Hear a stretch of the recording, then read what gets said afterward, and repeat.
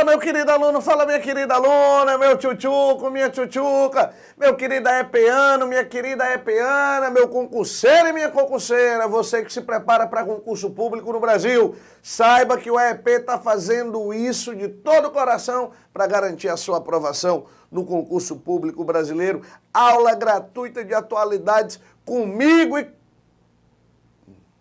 Cadê o professor Newton Matos? De novo, meu Jesus, não tem mais condição. Moçada, de fato, os encontros entre eu e o professor Newton Matos estão cada vez mais difíceis. A gente está meio que brigado, a gente está discutindo a relação, a gente está voltando aí a ter uma vida separados, mas brincadeiras à parte, a gente vai tentar reorganizar os nossos horários para fazer aquele bate-papo que é a essência do quadro EEP Atualidades para vocês e trazer uma discussão cada vez mais ampla, né, sobre diversos assuntos que a gente tem trabalhado ligados às atualidades, beleza? E também, é claro, as vinculações geohistóricas.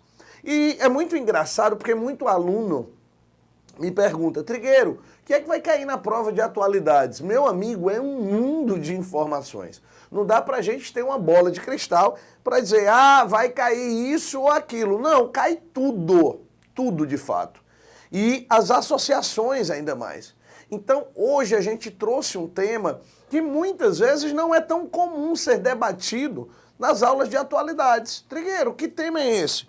Se você pegar lá os editais, você vai ver que tem lá questões que falam sobre o meio ambiente, política, educação, etc, etc. E falam também sobre saúde. Não é isso, Trigueiro? É sobre saúde. Então eu vou lhe dar vários exemplos de como a saúde pode aparecer numa prova de atualidade. Você viu aí os vários casos, por exemplo, ligados à microcefalia no Brasil e a associação com o Zika vírus. Então isso é uma questão de saúde que pode estar lá na prova. As questões que falam da falta de infraestrutura urbana ligadas, por exemplo, à reprodução do mosquito Aedes aegypti, onde nós temos aí a dengue, onde nós temos a chikungunya, onde nós temos a própria Zika. É mais uma questão que fala de saúde pública. Trigueiro, a questão da violência urbana associada ao tráfico de drogas e ao consumo de crack, por exemplo, no Brasil.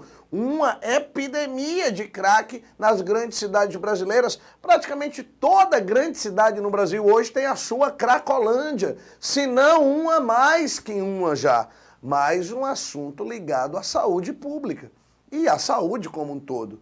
E, Trigueiro, as doenças sexualmente transmissíveis, as famosas DSTs, e a sociedade brasileira.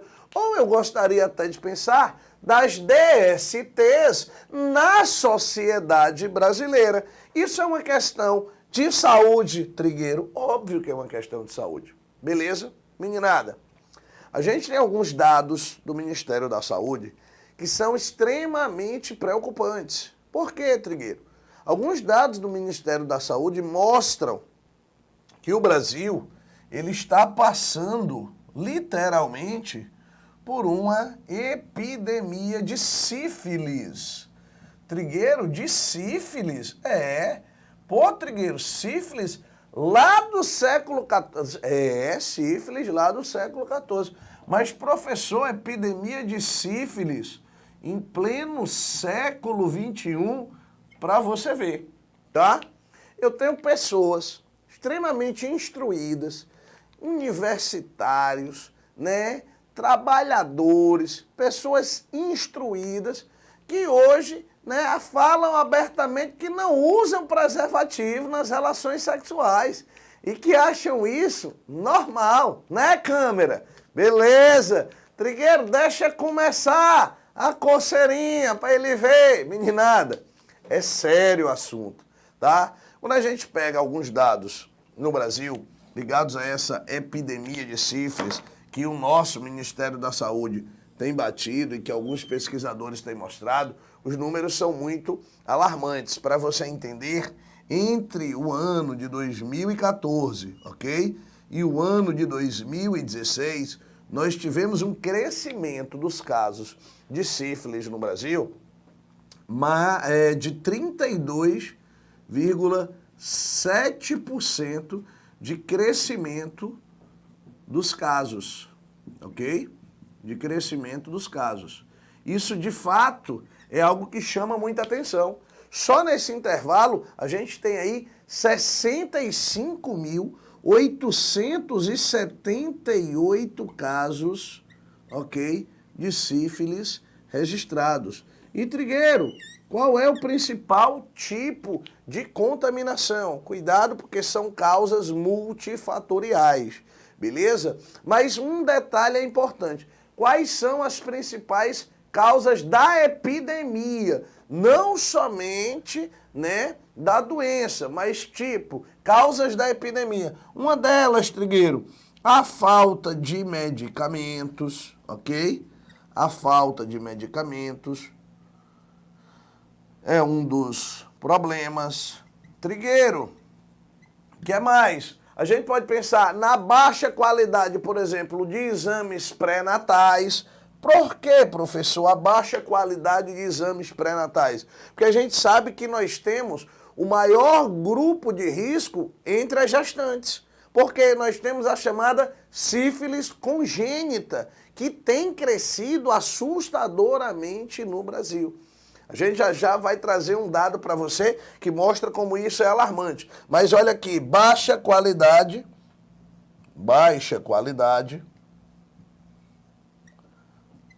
dos exames pré-natais.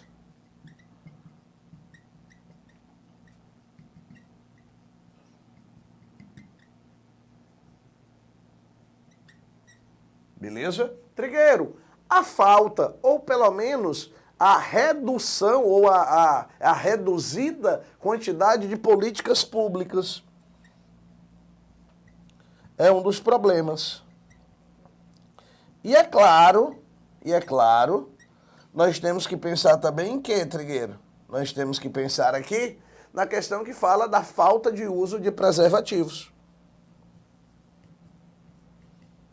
Dos preservativos. Tem que ser levado em consideração tudo? Tem que ser levado em consideração tudo. Trigueiro, a questão que fala da chamada sífilis congênita no Brasil, ela está numa exponencial taxa de crescimento que assusta. Só para que você entenda, tá? Se a gente pegar o ano de 2015 e o ano de 2016, a gente vai colocar aqui no cantinho essa informação, de 2015 e 2016, tá? O número de casos a cada 1.000 nascidos da chamada sífilis congênita é de 6,5 casos a cada 1.000 nascidos. 6,5 casos a cada 1.000 nascidos. Trigueiro, isso é, meninada, 13 vezes maior do que a OMS recomenda como o padrão, o normal, o saudável. Isso é 13 vezes maior do que a OMS recomenda. Todo mundo lembra, a OMS é o que, Trigueiro? A organização, deixa eu colocar aqui para você, Organização Mundial da Saúde. Beleza? Organização Mundial da Saúde. E isso mostra, né? Tô falando de sífilis congênita, tá? Anota isso daí. Sífilis congênita.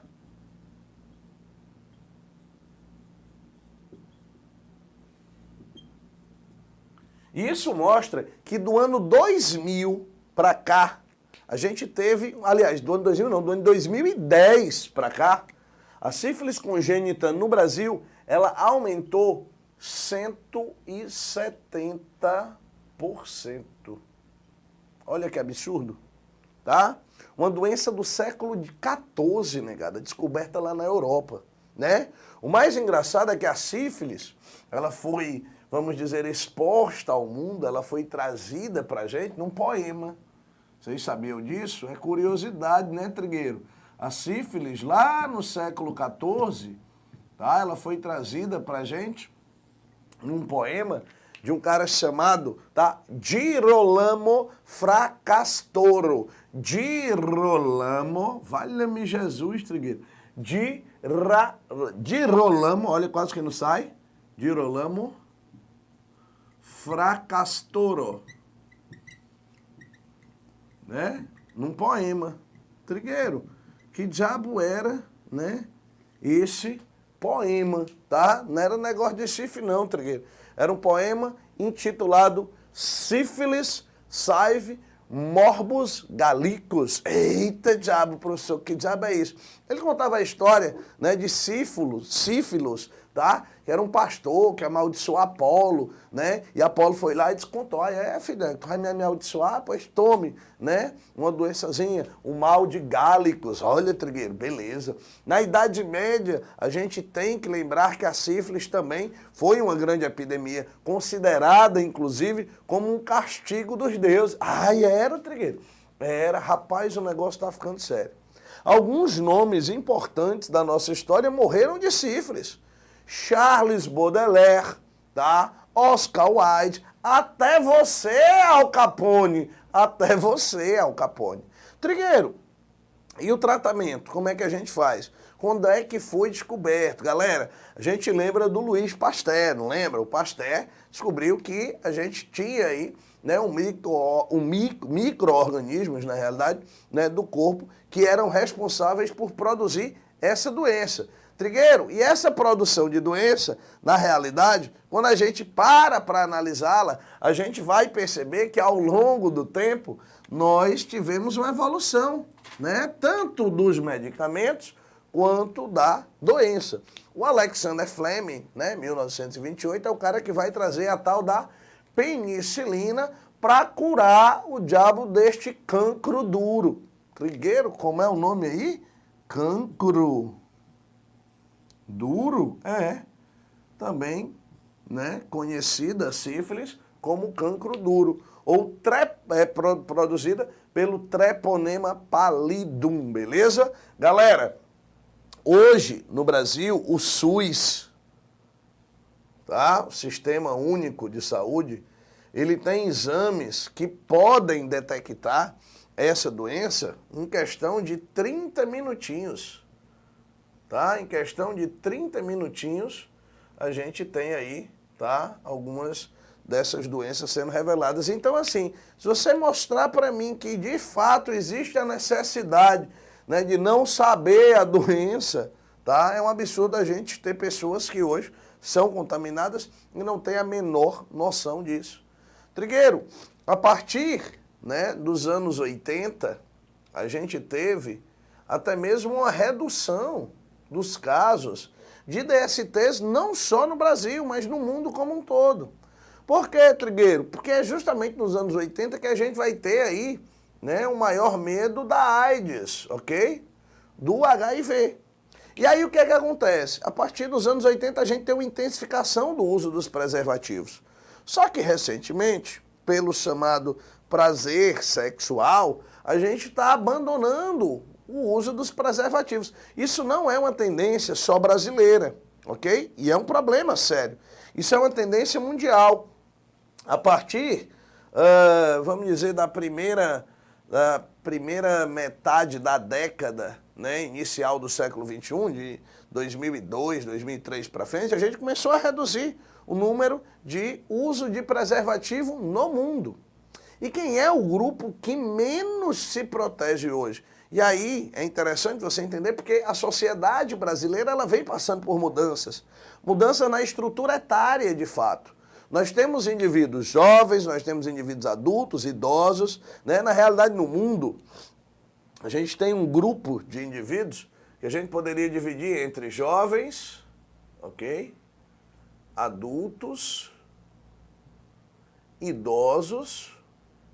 Hoje nós já temos também aqui os centenários, beleza? E os chamados supercentenários. Quem são esses indivíduos, Trigueiro? A gente tem indivíduos jovens no mundo, tá? Como sendo aqueles com 0 até os 19 anos de idade. De 0 a 19 anos são considerados jovens. Isso muda de país para país, tá? Tem classificação que varia um pouco. No Brasil, os jovens são classificados de acordo com o mercado de trabalho. Então, são de 0 a 14 anos considerados jovens. A partir dos 15 são adultos. Mas num cenário global, de 0 a 19 anos jovens, maior ou igual a 20 até os 59 anos são considerados adultos, maior ou igual a 60 até 99 anos são os idosos, os centenários maior ou igual a 100 até 109 anos de idade, e nós temos os supercentenários com mais de 110 anos de idade, né? E esses dois até crescendo de certa forma numa velocidade importante. Moçada, quando a gente pega os jovens de 0 a 19 anos, a gente tem que entender que o jovem, vamos dizer, do século XXI, ele vive realidades diferentes do jovem do século XX, ele vive gerações diferentes do jovem do século XX, né? Você pensa em geração X, Y, etc., tá? Mas os jovens, eles estão iniciando as práticas sexuais nos dias de hoje cada vez mais cedo. Então, qual é o grupo de maior risco hoje de contaminação de doenças? São os indivíduos que são jovens, beleza? E que estão numa faixa etária de 13 a 15 anos. Esses indivíduos de 13 a 15 anos são os que menos se protegem. São os que menos se protegem.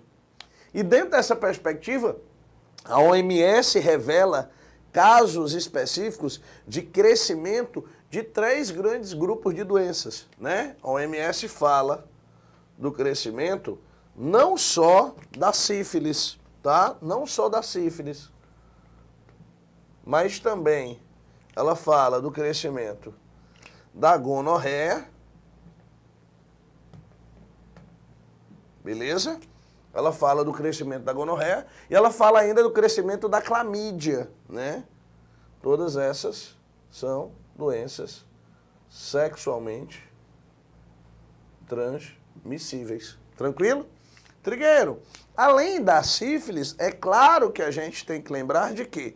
A gente tem que lembrar da AIDS, óbvio. É impossível não lembrar, né, de AIDS quando a gente fala de doença sexualmente transmissível, certo? E a gente sabe, né, que o Brasil é um dos países que tem apresentado casos, né, crescimento de casos de AIDS no cenário global.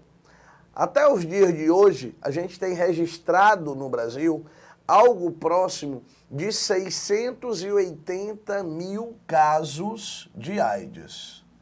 680 mil casos. O continente africano, a gente sabe, é o que mais sofre com esses episódios. E a África do Sul é um país que mais tem casos de infecção no planeta. Isso aqui é Brasil. Se a gente pegar os dados recentes do Ministério da Saúde no Brasil, o que é que tem acontecido com a AIDS? Se você pegar as regiões brasileiras, vamos separar aqui por regiões, tá? Norte, Nordeste, Sul, Sudeste e região Centro-Oeste, todas as regiões têm um volume considerável, mas apenas uma delas tem conseguido reduzir o número de casos. Em todas as outras, o número está crescendo. Trigueiro, qual é a região que tem a maior quantidade de casos de AIDS no Brasil? É o Sudeste. É o Sudeste. Acredita-se que pelo volume populacional, acredita-se, óbvio, né? Pela grande quantidade de indivíduos, eu tenho 90 milhões de habitantes na região, mas 56% dos casos, tá, estão na região Sudeste. Todas as outras regiões, né, também tem casos, óbvio, mas num volume menor. O Sudeste, ele está apresentando uma diminuição do número de casos. Trigueiro, está diminuindo o número de casos, porém é a região que ainda apresenta o maior número de casos. A gente teve uma redução do número de casos em algo em torno de 6,4% de redução. As outras regiões, todas elas, cresceram em relação ao número de casos de AIDS no Brasil, beleza? Região Norte, algo em torno de 7,4% de crescimento. Região Nordeste, em torno de 6,8% de crescimento. Região Sul, 5,4% de crescimento. Região Centro-Oeste, algo em torno de 5,3% de casos de crescimento no Brasil. Resultado, a gente está vendo não só a epidemia de sífilis, mas também o crescimento do número de casos de AIDS. E a gente sabe que isso não é apenas uma questão somente da precaução da gravidez ou coisa do tipo. É uma questão que fala da precaução da vida do indivíduo.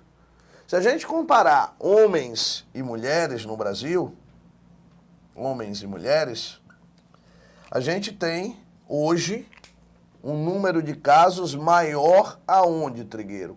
Entre os homens ou entre as mulheres? No Brasil, a maioria dos casos entre homens, beleza? Porém, essa diferença, ela vem diminuindo consideravelmente. Há pouquíssimo tempo, só para que você entenda, nos anos 80, o número, tá? Nos anos 80, era aproximadamente de 6 casos para homens a cada 1 caso de mulher. Era de 6 para 1. Hoje, vou pegar aqui os dados de 2015. Esse dado, ele mostra que nós temos 1,7 casos para homens, beleza? A cada 1 caso para mulher. Então veja que a gente tem uma redução considerável.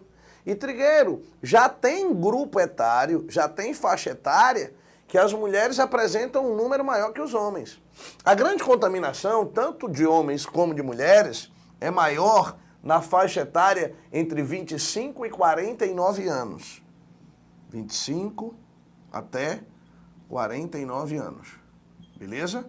Porém, em algumas faixas etárias, como eu coloquei, as mulheres já conseguem ter um número maior de casos que os homens. Trigueiro, em que faixa etária? Que é o mais preocupante, na faixa etária jovem, quando a gente está iniciando as relações sexuais.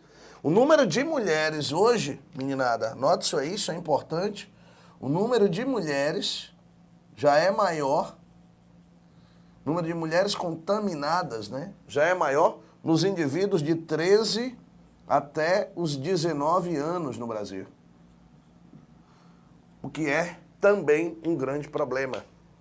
Quando a gente pega os casos de contaminação no Brasil de uma forma geral, aí a gente vai ver a relação homens-mulheres e quais os tipos de relações que os indivíduos têm que promovem essa contaminação. Se a gente pegar o número de homens no Brasil que foram contaminados por relações heterossexuais,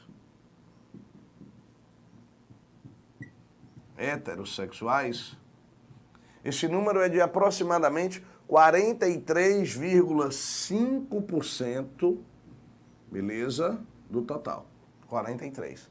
Trigueiro, e as mulheres contaminadas por relações heterossexuais? E aí o número, ó, vai subir consideravelmente. 86,8%. Muitas delas contaminadas pelo próprio parceiro, pelo próprio marido, não é isso? Que tem relações sexuais extraconjugais, a sociedade hipócrita brasileira e as mulheres sendo contaminadas. Muitas delas morrem, inclusive, sem saber que tem algum tipo de doença sexualmente transmissível, tá? Casos de câncer no colo do útero, por doenças sexualmente transmissíveis estão cada vez mais comuns entre as jovens. E aí a gente tem tido campanhas, né, de combate a essas doenças, campanhas de vacinação no cenário brasileiro, que merecem, sem dúvida nenhuma, um grande destaque. Beleza? Trigueiro, nos casos masculinos, né, de doenças sexualmente transmissíveis, e no caso específico da AIDS, 24,5% das relações são homossexuais.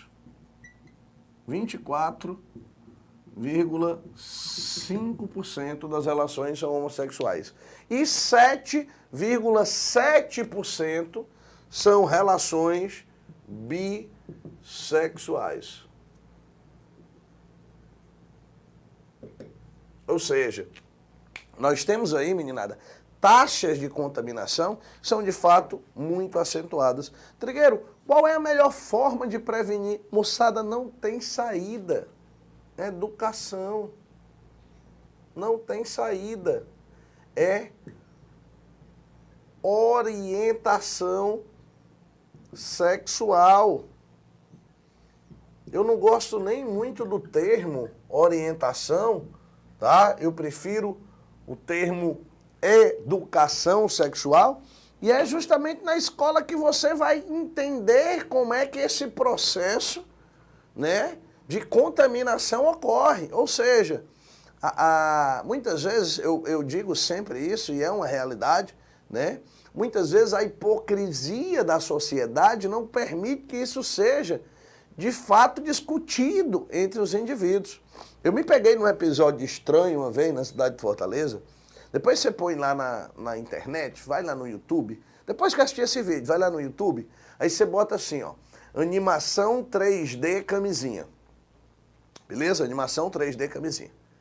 Que é uma camisinha, uma propaganda de um grupo francês, né, de uma empresa francesa. A França é um país que tem uma liberdade maior, né, na TV para mostrar de fato a realidade. E tem lá um episódio que é muito engraçadinho até, né? Que é uma jovem que está no banheiro, aliás, né? Tem um banheiro lá público, e aí tem lá um pênis desenhado na parede. E, vamos dizer, várias vaginas também desenhadas na parede. Banheiro público, essa coisa da galera desenhar, né? Esculhambação, aquela coisa toda. Legal, movimento, vamos dizer, progressista. E, de repente, a animação mostra que o pênis toma vida, né? E o pênis sai atrás de todas as vaginas. E as vaginas começam a fugir do pênis, começam a fugir do pênis, começam a fugir do pênis. E o pênis vai atrás, começa a fugir. E de repente o pênis desiste, ele fica cabisbaixo, né? Aquele negócio meio, né? Para baixo, aquela coisa meio prosonilto.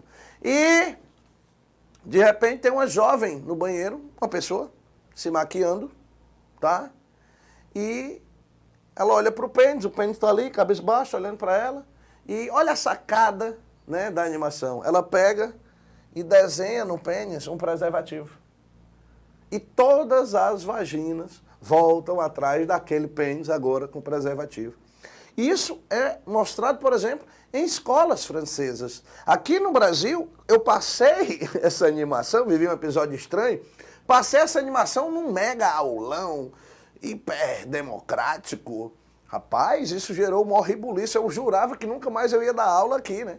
Porque as escolas, rapaz, como é que você faz um negócio daquele? Tinha pai, tinha mãe, tinha... Isso é, ser de vanguarda, de fato, é difícil. Como a EP é de vanguarda, a gente não tem nenhum problema aqui. Beleza? Então, é muito mais hipócrita e bonito para a sociedade esconder a realidade de epidemias de casos de sífilis e de AIDS, como a gente vive no Brasil, entre jovens de 13 a 19 anos, do que aceitar que tenhamos uma aula de orientação sexual na escola para o meu filho ou para o seu filho. Que absurdo, que hipocrisia, não é verdade? Quando na realidade a orientação sexual ela deve ser transmitida sem nenhum tipo de censura, tá? Os profissionais da educação, eles são qualificados para orientar o seu filho a entender a atividade sexual. Não é para fazer sexo na escola, filho. É para entender a atividade sexual. E a gente vive essa hipocrisia da sociedade brasileira, infelizmente, mas por Deus, por Alá, por Buda, por Oxóssi, por Iansã, a gente um dia vai quebrar isso em todas as crenças, mostrando que a gente tem que reduzir esses números e que isso é, de fato, e inaceitável para a realidade brasileira, beleza? Meninada, foi pra conta um assunto muito bacana de atualidades, que é saúde no Brasil. Forte abraço e até o próximo EP Atualidades.